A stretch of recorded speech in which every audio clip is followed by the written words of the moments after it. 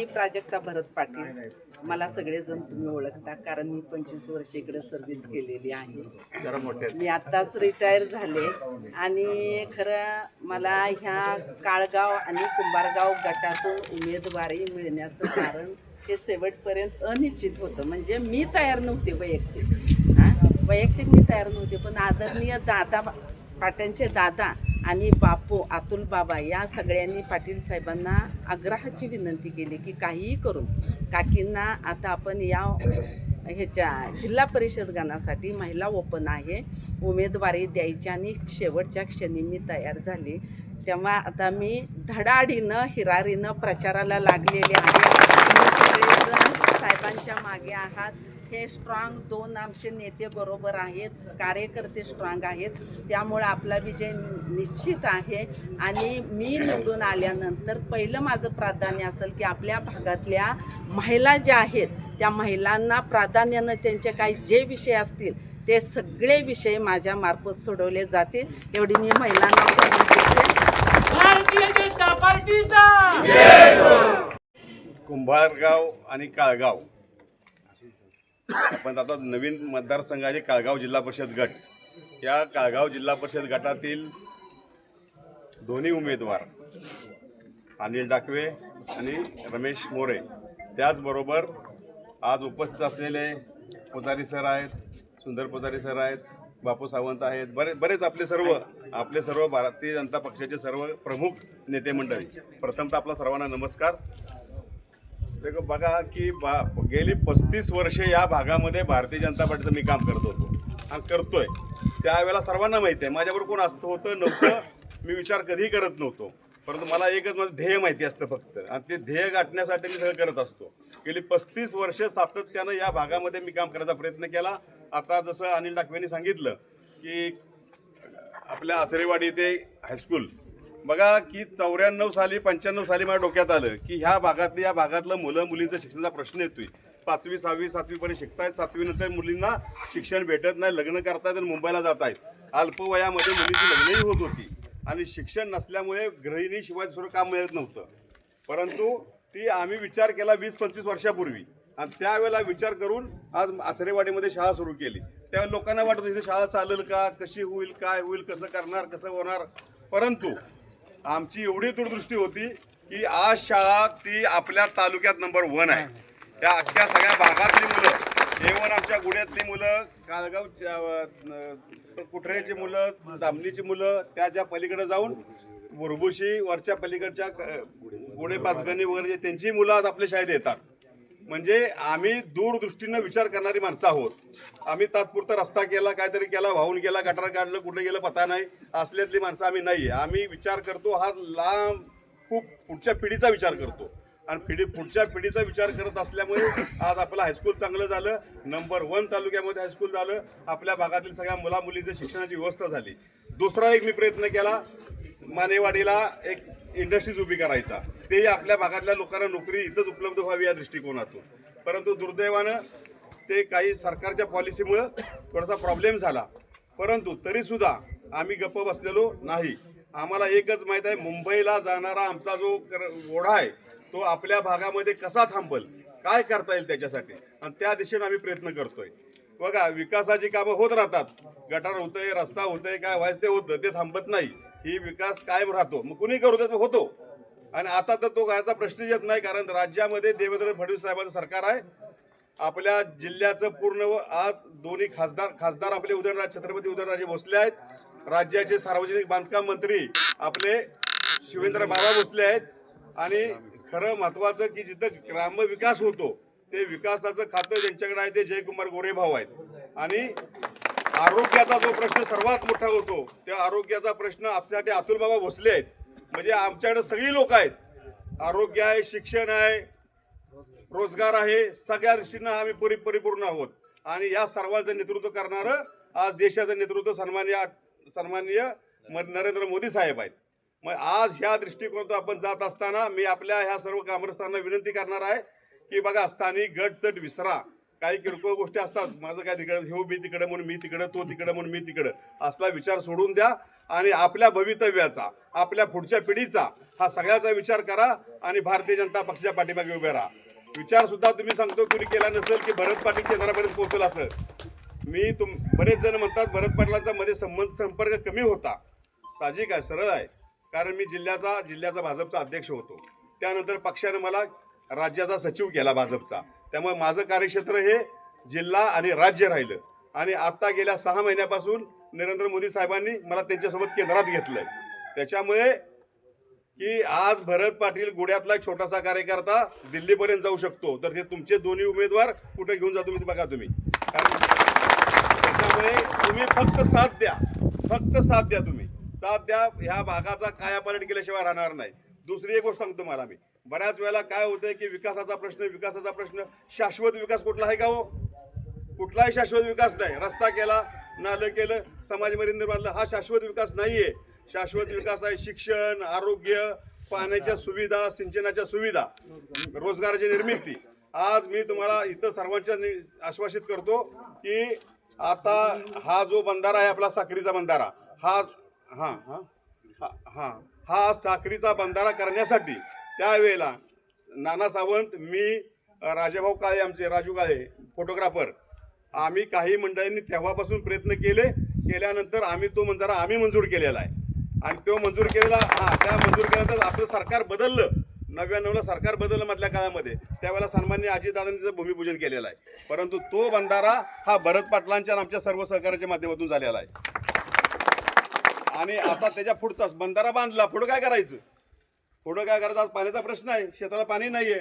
तर आपल्या सर्वांना सांगतो मी, सायपन पद्धतीने एकही रुपया खर्च न करता सर्व भागातल्या शेतकऱ्यांच्या शेतीला पाणी द्यायचं काम आमचं आहे. आणि 100% आम्ही ते करणार. सिंचन पद्धतीनं आजच मी सकाळी कृष्णा खोऱ्याचा जो आम्ही प्रस्ताव दाखल केलेला आहे की सायपन पद्धतीनं हा पाणी कसं करता येईल, त्यासाठी एक तज्ज्ञ की ह्या भागामध्ये सूर्यकांत पाटील नावाचे एक आपल्याकडं शेती अधिकारी होते. त्या सूर्यकांत पाटील शेती अधिकारी त्यांना बरोबर घेऊन आम्ही गेल्या आठवड्यामध्ये याचा आराखडा पूर्ण तयार केला आहे. सगळ्या शेतीला सायपन पद्धतीनं पाणी कसं जाईल, पण तो आराखडा मंजूर करायची जबाबदारी माझी आहे. त्यामुळे हा शेतीला सुद्धा ह्या भागात खालचं आपली शेती मोठी नाहीये. आपली शेवटी 1 गुंठा, 4 गुंठ, 5 गुंठ, 10 गुंठ, 15 गुंठ, 20 गुंठ म्हणजे लई झालं. 20 गुंठ्याचं क्षेत्र मोठं म्हणजे खूप मोठं झालं. छोटी शेती आहे. त्या छोट्या शेतीला संपूर्ण पाणी देण्याचं काम हे भारतीय जनता पक्षाच्या माध्यमातून आम्ही 100% करीन एवढं तुम्हाला आश्वासित करतो. आणि त्याच्या पलीकडे जाऊन दुसरा एक तुमचा तलाव घेऊन त्या तलावाच्या माध्यमातून धामणीतली सर्व क्षेत्र हे आम्ही सायपन पद्धतीनं पाण्याखाली आणतोय. म्हणजे काय नाही झालं तरी कमीत कमी आपल्याला एवढं करता येईल, मोठं ऊस होणार नाही आणि ऊसाच्या नादाला पण लागू नका. छोटी भाजीपाला करा. तिथं त्या भाजीपालाचा आज चांगल्या पद्धतीनं मागणी आहे. हे आपला भाजीपाला आपल्या मुंबईच्या लोकांना खाऊ देत ना, आपल्याकडे गाड्या दररोज जातात इथून. तर तशा पद्धतीनं छोटे क्षेत्र आपलं असल्यामुळं चांगल्या पद्धतीचं शेतीमध्ये उत्पादन वाढवून ते उत्पादन मुंबईपर्यंत कसं पोच करायचं ह्याची व्यवस्था आपण करू. म्हणून आमचं पूर्णतः क्षेत्र हे आहे की आरोग्य, शिक्षण, रोजगार ह्या माध्यमातून शेती ह्या माध्यमातून ह्या भागाचा विकास करण्याचं आमचं ध्येय आहे.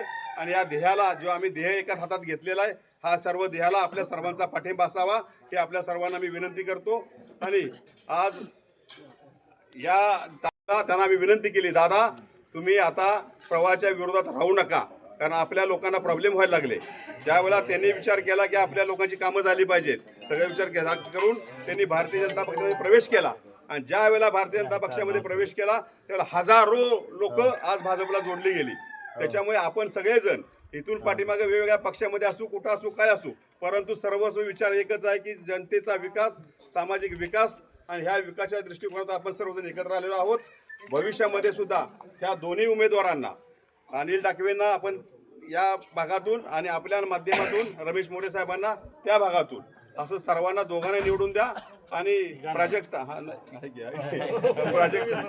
मॅडम माझ्या मंडळी आहेत, मिसेस आहेत, आणि त्याही अतिशय सुस्वभावी आहेत. आपण जे कोणी माझ्या घरी आला असाल त्या सगळ्या घरात कोणी येऊ देत, गेल्या 25-30 वर्षामध्ये जेवढा माझ्या घरी कोणी माणूस आलाय त्याला पाणी आणि चहा मिळाल्याशिवाय बाहेर जाऊन देत नाहीत. किती शाळेत असू देत, कुठेही असू देत, काय असू म्हणजे काय आहे की आपण माणसातली माणसं आहोत, आपण माणसातली माणसं आहोत आणि एकमेकाचं दुःख समदुःख आपल्याला माहिती असतं. तर ह्या दृष्टिकोनातून मॅडमचा स्वभाव पण खूप छान आहे. शाळेमध्ये पण चांगलं काम त्यांनी केलेलं आहे आणि विशेष त्यांची बाब आहे की मी सांगतो फक्त, आता मी बोलू नये बाकीचं कौतुक करू नये कधी. परंतु एक सांगतो गोष्ट की शाळेमध्ये कधीही गेल्या 35 वर्ष त्यांनी शाळेत नोकरी केली.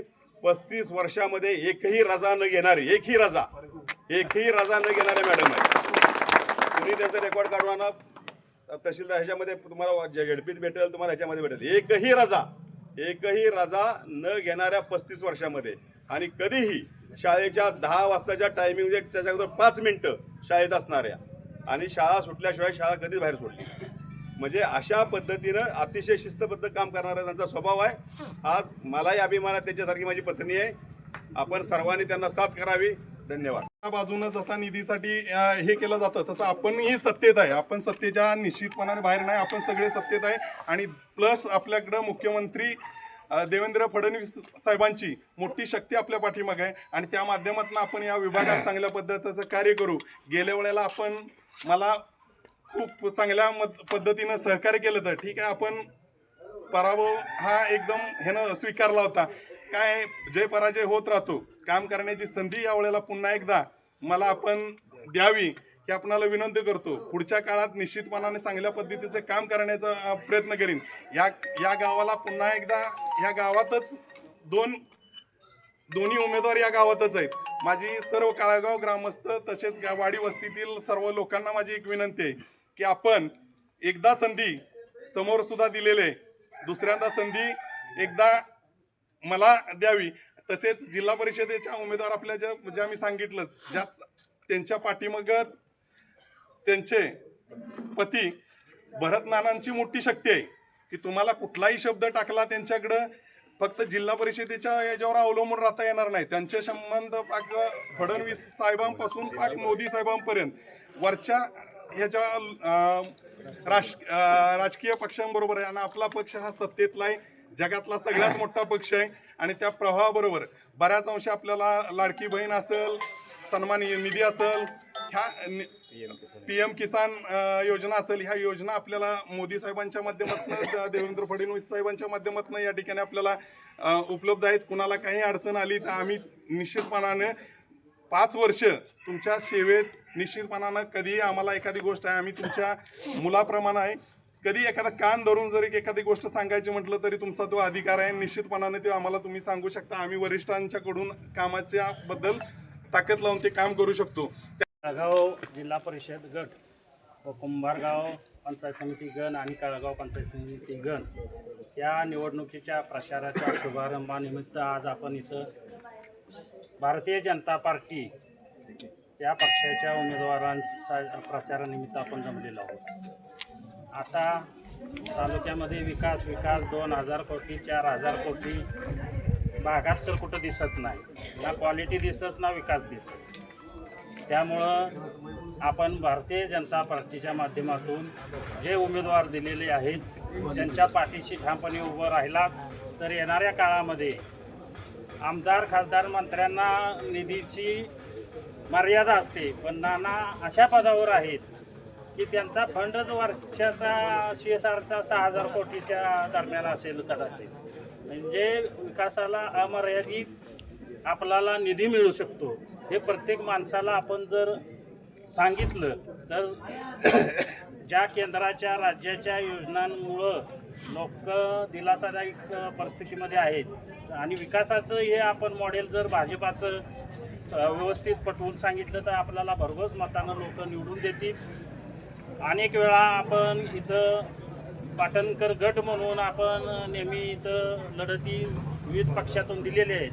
तर विक्रमसिंह पाटणकर, सत्यजितसिंह पाटणकर दादा यांची काम करण्याची पद्धत आणि आता भाजपची मिळणारी ताकद, त्यामुळं इथल्या उमेदवारांना आमच्या पाठीशी तुम्ही राहिला. प्राजक्ता ताई आणि अनिल शेठ, त्याचबरोबर माझ्यासाठी सगळ्यांनी मतदान करा. आपले पै पाहुणे इथं असतील तर आमची मदत होईल. तिकडे असतील तर तुमची आम्हाला तिकडे मदत व्हावी आणि आपण कमळ या चिन्हावर सगळ्यांना मतदान करायला लावून आपण भरघोस मतानं या सीटा निवडून आणण्यासाठी सगळे मतदार बंधू भगिनींनो सहकार्य करा आणि यापुढं विकासाचे जे काय आपले प्रश्न असतील ते तात्काळ सोडवण्यासाठी नानांनी तिथं 24/7 आपलं पक्ष कार्यालय तळमावले या ठिकाणी सुरू केलेलं आहे आणि ते तर ह्याच सुरू राहणार आहे. म्हणजे छोट्या छोट्या तहसीलदार कचेरीतल्या किंवा तलाठीपासून ग्रामपंचायतीपासून काही कामं असतील शासकीय तर ऑनलाईन पद्धतीनं तिथं मोफत करण्याची सुविधा निर्माण आपण तळमावलीमध्ये केलेली आहे. याचाही फायदा आपल्या भविष्यकाळात लोकांना होणार आहे. तरी सर्वांनी आमच्या पाठीशी उभं राहून कमळ या चिन्हासमोरील बटन दाबून बहुसंख्येनं बहुमताने निवडून द्यावं अशी परत एकदा विनंती करतो आणि थांबतो. जय हिंद, जय महाराष्ट्र.